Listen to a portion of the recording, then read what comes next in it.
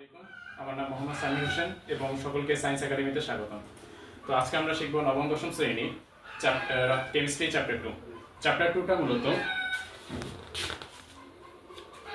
পদার্থের অবস্থা নিয়ে। তো 2.1 যেটা 2.1 এ আছে পদার্থ এবং পদার্থের অবস্থা। আচ্ছা, তো প্রথমেই যে বিষয়টা সেটা হচ্ছে কি পদার্থ।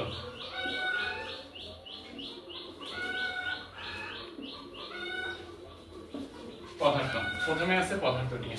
তো পদার্থ জিনিসটা কি?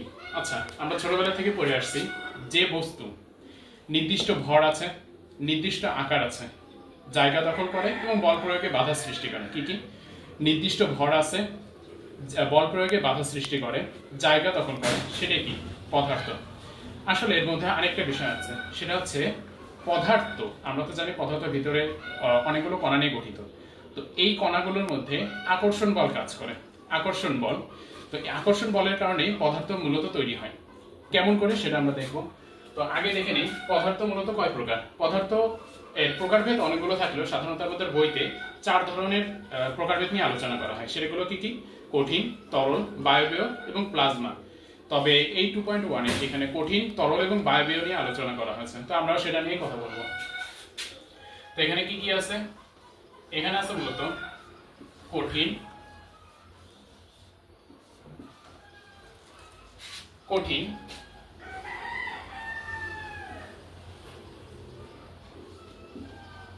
তরল,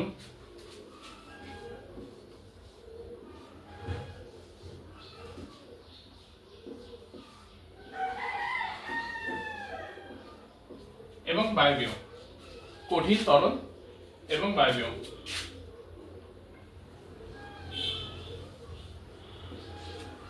ঠিক আছে, কঠিন, তরল এবং বায়বীয়।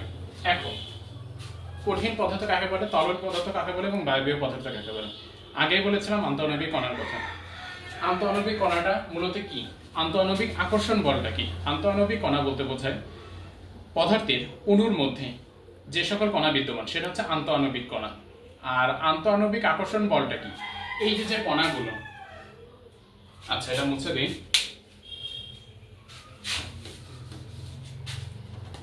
ধরি একটা পদার্থ, এটা একটা পদার্থ, এই পদার্থের ভিতরে কণা বিদ্যমান। ধরে নিয়ে এগুলো সেই পদার্থের ভিতরে কণা। তো এই কণাগুলোর মধ্যে এক ধরনের আকর্ষণ বল কাজ করে। দুই দিকে আকর্ষণ বল থাকে, দুই দিকে আকর্ষণ বল F বিদ্যমান।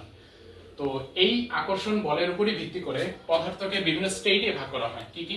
কঠিন, তরল, বায়বীয়। আরো আছে, এই তিনটা নিয়ে সাধারণত আমরা আলোচনা করি। তো কঠিন পদার্থ, কঠিন পদার্থে এই যে আন্তঃআণবিক আকর্ষণ বল, এটা সব থেকে বেশি থাকে।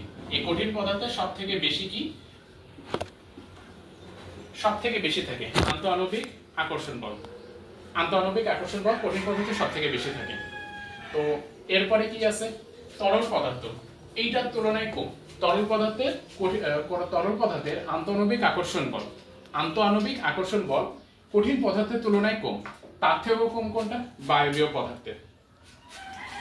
তার থেকেও কম থাকে বায়বীয় পদার্থের।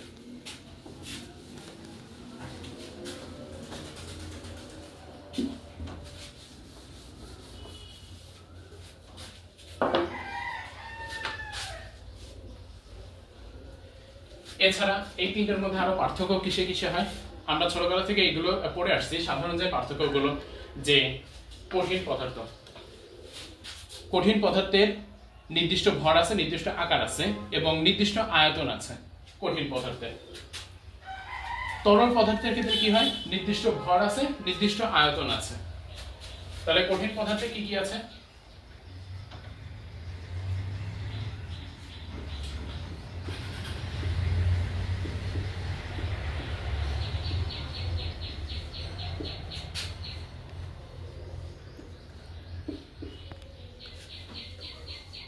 নির্দিষ্ট ভর,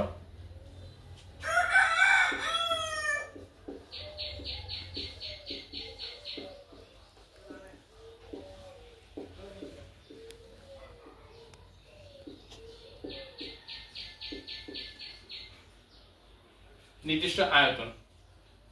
নির্দিষ্ট ভর, নির্দিষ্ট আয়তন। এবং নির্দিষ্ট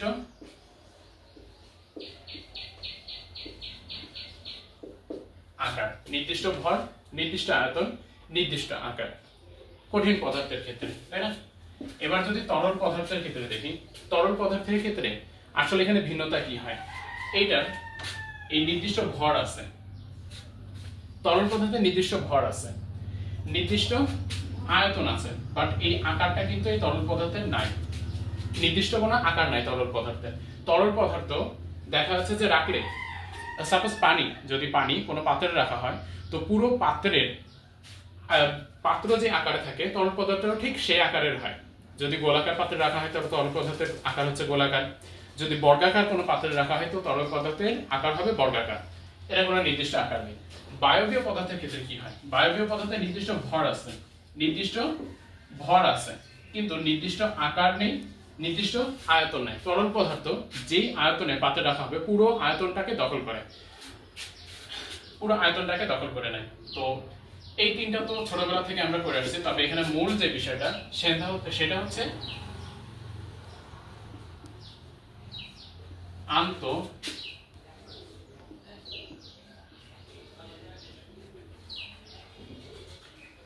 আণবিক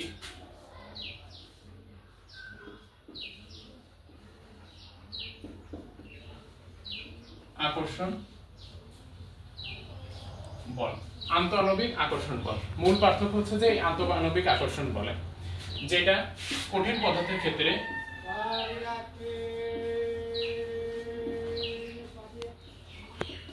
সবচেয়ে,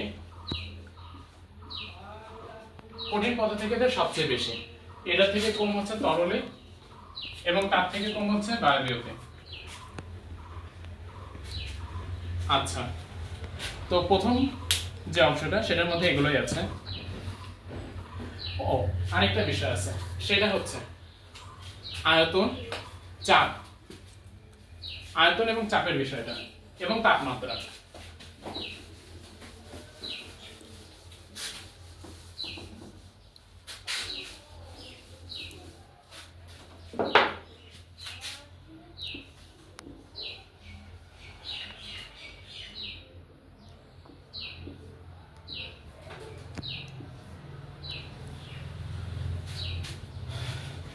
আয়তন,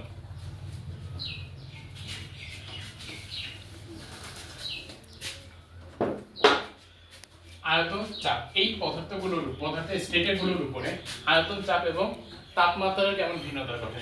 আচ্ছা, আয়তনকে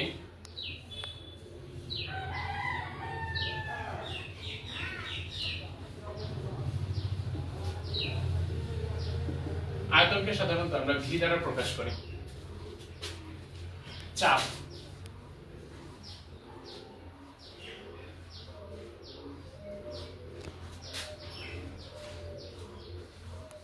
চাপকে আমরা পি দ্বারা প্রকাশ করি, আয়তন ভি, চাপ পি। আর তাপমাত্রা,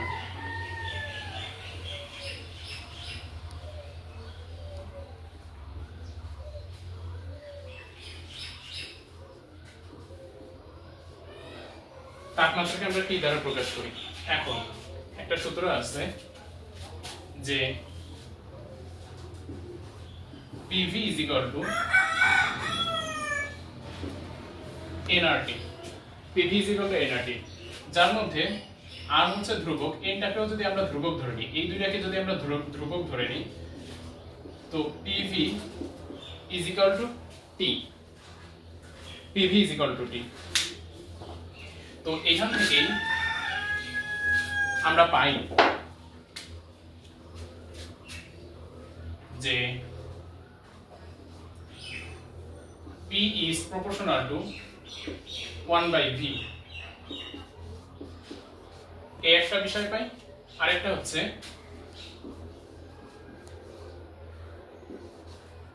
D is proportional to T, অর্থাৎ যখন কোনো বস্তুর উপর চাপ প্রয়োগ করা হবে, চাপ যদি বাড়ানো হয় আয়তন হ্রাস পাবে, আয়তন বাড়ানো হলে চাপ হ্রাস পাবে। আবার আয়তন এবং তাপমাত্রার সম্পর্কটা আবার এটা থেকে ভিন্ন। কেমন ভিন্ন? আয়তন যদি বাড়ে তাপমাত্রাও বাড়তে থাকবে, তাপমাত্রা যদি বাড়ে আয়তন বাড়তে থাকবে, আবার আয়তন যদি কমতে থাকে তো তাপমাত্রা কি হবে, কমতে থাকবে। তো এটার উপর ভিত্তি করে দেখা যায় যে কঠিন পদার্থের ক্ষেত্রে যখন আমরা চাপ প্রয়োগ করি এটার একটা ধর্ম আছে, আবার যখন তাপ প্রয়োগ করি তখন আরেকটা ধর্ম আছে। তো কঠিন পদার্থের ক্ষেত্রে যখন আমরা ওই বস্তুটার উপর চাপ প্রয়োগ করব তখন এটা সাধারণত আয়তনে কোনো প্রকার পরিবর্তন ঘটে না। চাপের উপর যখন কঠিন পদার্থের উপর আমরা চাপ প্রয়োগ করব তখন সাধারণত আয়তনে কোনো পরিবর্তন ঘটে না। তবে তাপমাত্রা যদি বাড়াই, একটা বরফের খণ্ডকে যদি তাপ বাড়াতে থাকি বরফের খণ্ডে, তো দেখা যায় যে সামান্য পরিমাণ আয়তন পরিবর্তন ঘটবে। তাপমাত্রা যখন বাড়াবো তখন আয়তনও বৃদ্ধি পাবে। কোন ক্ষেত্রে? কঠিন পদার্থের ক্ষেত্রে। তরল পদার্থের ক্ষেত্রে কি ঘটে? তরল পদার্থের ক্ষেত্রে সাধারণত এই যে তাপমাত্রা যখন বাড়াবো আয়তন তো অবশ্যই বৃদ্ধি পাবে, কিন্তু যখন চাপ বাড়াবো এর আয়তনটা খুবই কম পরিমাণ বৃদ্ধি পায়। কঠিন পদার্থের ক্ষেত্রে ছিল কোনো প্রকারই বৃদ্ধি পায় না, তবে তরল পদার্থের ক্ষেত্রে সামান্য পরিমাণ বৃদ্ধি পায়। আবার আসি বায়বীয় পদার্থের ক্ষেত্রে। এই দুইটা ফর্মুলা বায়বীয় পদার্থের ক্ষেত্রে অধিক পরিমাণ রিঅ্যাক্ট করে। বায়বীয় পদার্থ এই দুইটা ফর্মুলার উপর অধিক পরিমাণ রিঅ্যাক্ট করে। যখন তাপমাত্রা বায়বীয় পদার্থের বাড়ানো হয় তখন এর আয়তনটাও অধিক পরিমাণ বেড়ে যায়। আবার যখন চাপ বাড়ানো হয় তখন এর আয়তনটা অধিক পরিমাণে বেড়ে যায়। ঠিক আছে, এরপর আসি কণার গতিতত্ত্ব। আচ্ছা, কণার গতিতত্ত্বটা মূলত কি?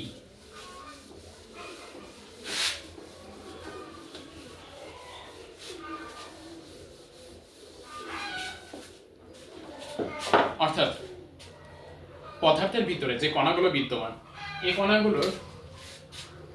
কণাগুলোতে স্থির অবস্থায় আছে, তাই না? ধরি এটা একটা কঠিন পদার্থ, সলিড, এটা সলিড। তো এর ভিতরে যে কণাগুলো বিদ্যমান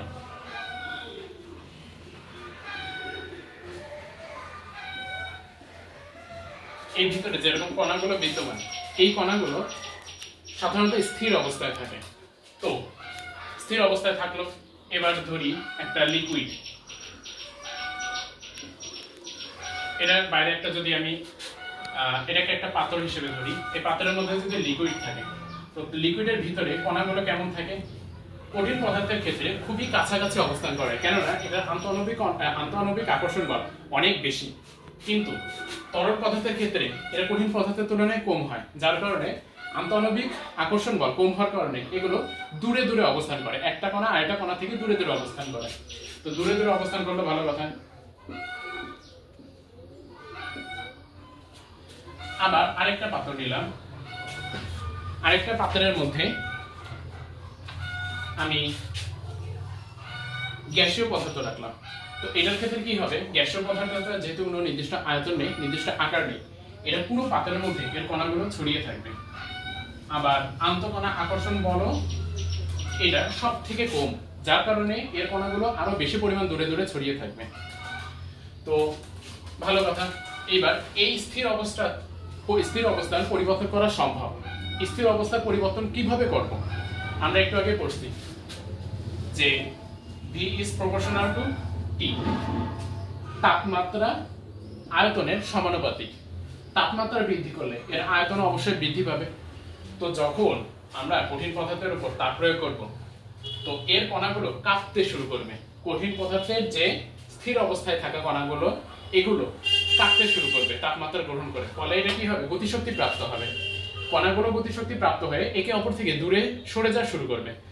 তো দেখা যায় একটা বরফ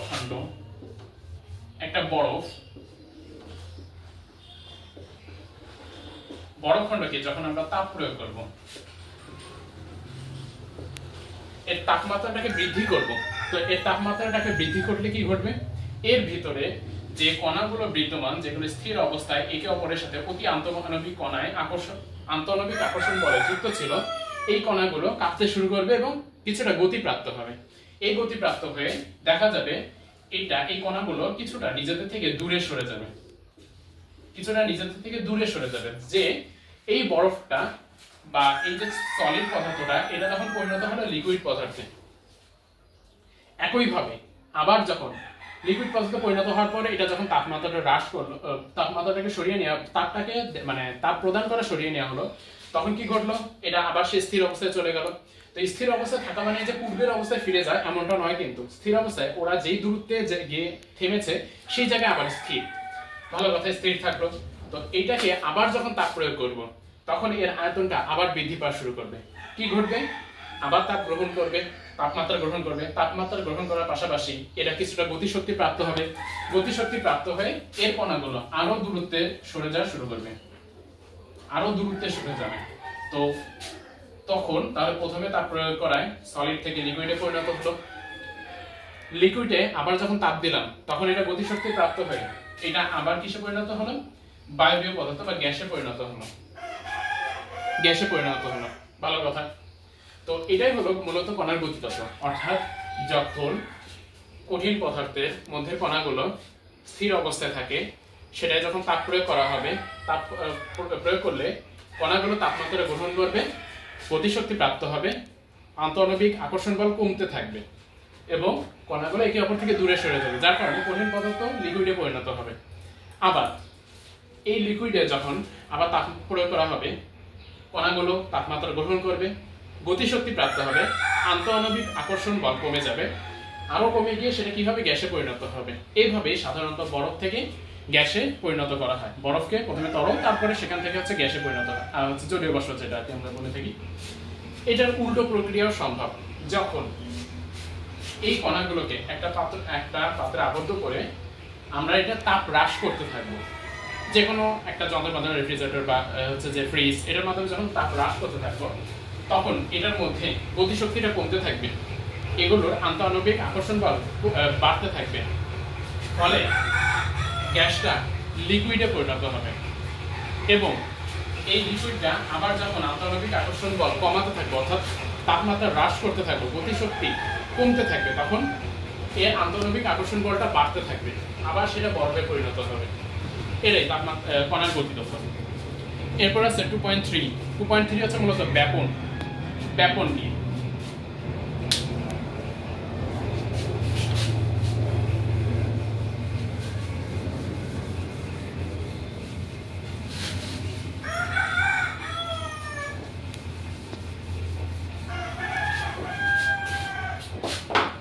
আচ্ছা, ব্যাপনটা কি? ব্যাপন হচ্ছে, ব্যাপনের জন্য প্রয়োজনীয় কি? এর জন্য প্রয়োজন হচ্ছে মাধ্যম, কোন একটা মাধ্যম প্রয়োজন। এখন মাধ্যমটা কি হতে পারে? কঠিন হতে পারে, তরল হতে পারে, বায়বীয় হতে পারে। আচ্ছা,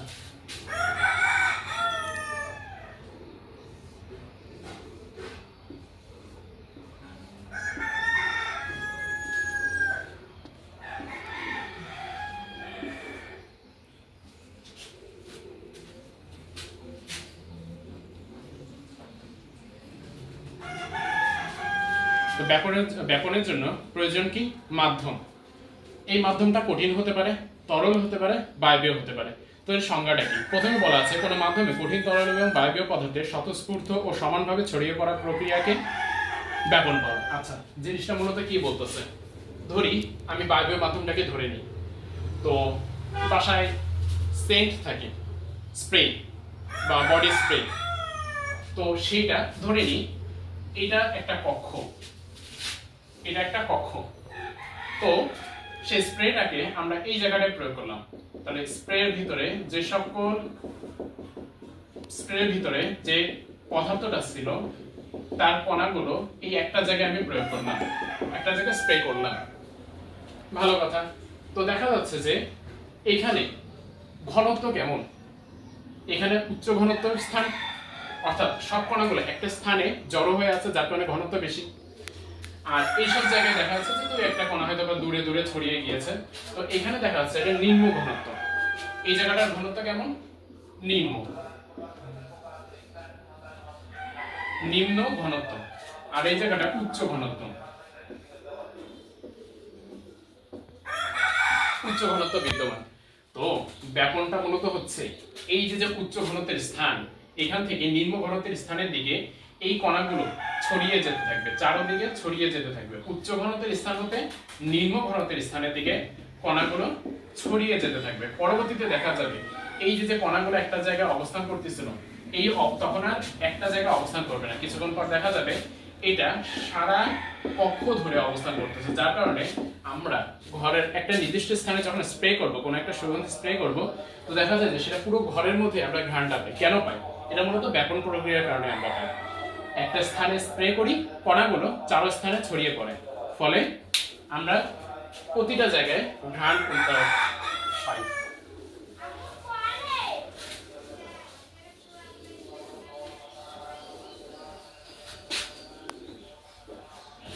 এখন কথা হচ্ছে এই যে ব্যাপনে একটা হার বিদ্যমান, অর্থাৎ নির্দিষ্ট সময় এটা কতটুকু দ্রুত অতিক্রম করতেছে সেটার উপর এটা নির্ভর করে। তো এইটা আমরা কিভাবে পরিবর্তন করতে পারি? এই ব্যাপনের হার আমাদের দ্বারা পরিবর্তন করা সম্ভব। কিভাবে সম্ভব? আচ্ছা, যদি তরল মাধ্যম ধরে নিই, একটা পাত্র রাখা হলো, এই পাত্রের মধ্যে তরল বিদ্যমান, ধরি এটা পানি ধরে নিলাম, তরলটা হচ্ছে পানি H2O। এটার মধ্যে আমরা কোনো একটা কঠিন পদার্থ এই পানির মধ্যে নিমজ্জিত করলাম, ধরে নিলাম সেটা পটাশিয়াম প্যারাম্যাঙ্গানেট KMnO4। এর মধ্যে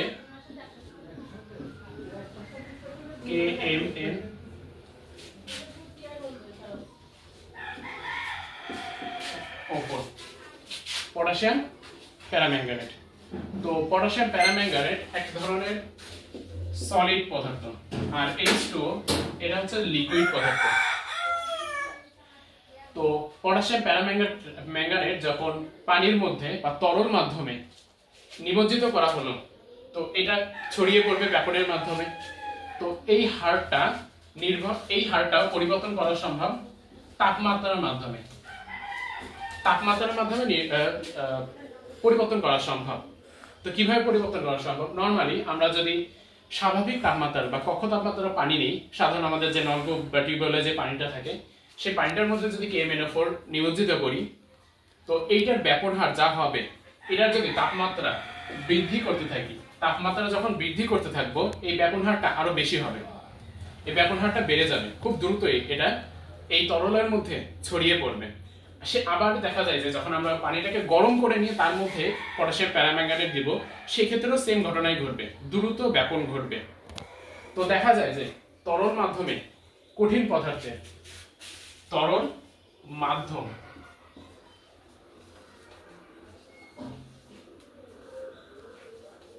তরল মাধ্যমে কঠিন পদার্থ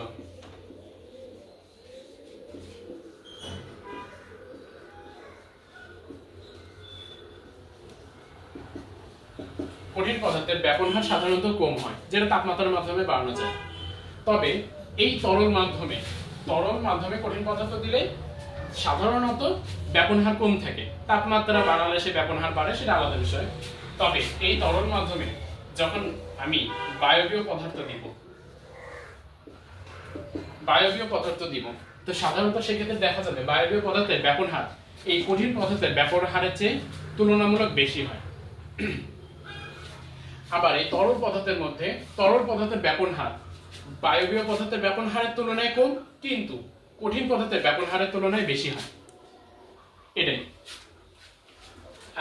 এখন কথা হচ্ছে আমাদের সাধারণত পরীক্ষায় আসে কি? পরীক্ষায় সাধারণত দুইটা গ্যাসীয় পদার্থ বা মৌল দিয়ে বলবে যে কোন গ্যাসটির ব্যাপন হার বেশি। সাধারণত আমাদের এমন প্রশ্নটাই আসে। তো কোন গ্যাসটার ব্যাপন হার বেশি, এটা আমরা বুঝবো কিভাবে? যেটা আচ্ছা, আমাদের পর্যায় সারণী অনুযায়ী আমাদের মৌল হচ্ছে 118টা।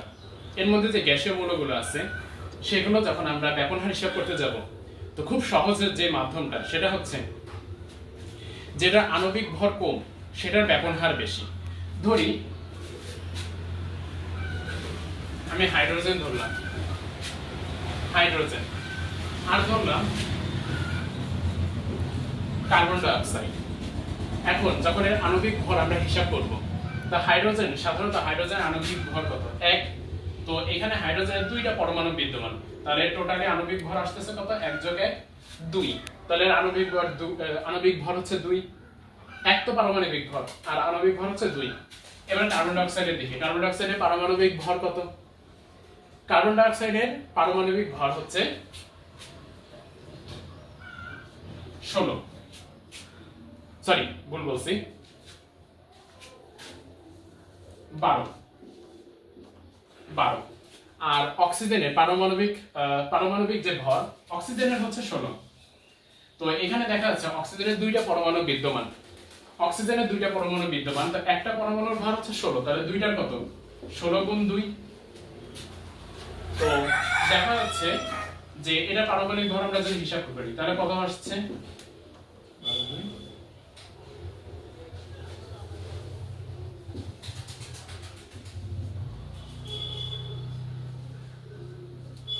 তাহলে কার্বন ডাই অক্সাইডের পারমাণবিক ভর কত?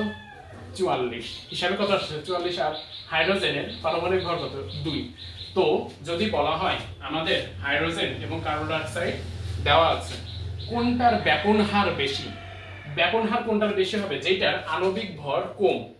তো সেই ক্ষেত্রে এর ব্যাপন হার হচ্ছে এমনটা, হাইড্রোজেন গ্যাসের আণবিক ভর যেহেতু কম, 2 আছে এখানটায়, তাহলে 2 যেহেতু কম 44 এর তুলনায়, সেই জন্য হাইড্রোজেন গ্যাসের ব্যাপন হার বেশি হয় কার্বন ডাই অক্সাইডের তুলনায়।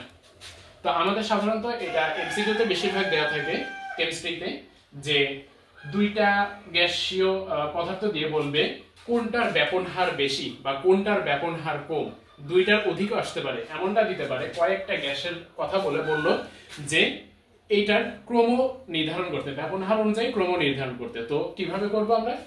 আণবিক ভর হিসাব করব, যেটার আণবিক ভর কম সেটার ব্যাপন হার বেশি, আর যেটার আণবিক ভর বেশি সেটার ব্যাপন হার কম, একে অপরের ব্যস্তানুপাতিক। তো আজ এই পর্যন্তই, দেখা হবে পরের ভিডিওতে। আসসালামু আলাইকুম।